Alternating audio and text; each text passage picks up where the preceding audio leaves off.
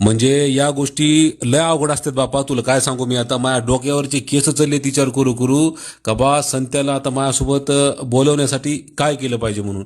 म्हणजे मुंगी सुद्धा पादली तरी नाही लाजली. म्हणजे मला काय बोलावं ते कळत मला. तू विचार कर आता.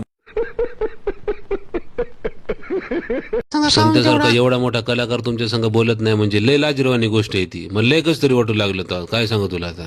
हा म्हणजे साहजिकच आहे की संत्यासारख्या कलाकारासोबत प्रत्येकाला असं वाटत असेल का आपण जाऊन स्वतः बोलावं. तुम्ही संत्यासोबत स्वतः जाऊन बोलण्याचा काही प्रयत्न केला का नाही? हार लय केला बाबा, काय सांगू तुला. पण ते बोलच न गेलं माझ्या संग.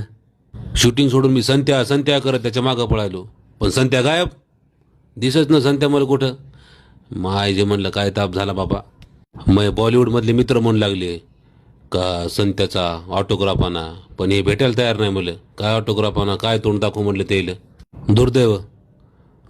दुर्दैवच म्हणणं लागलं मग ह्याला, नाही का.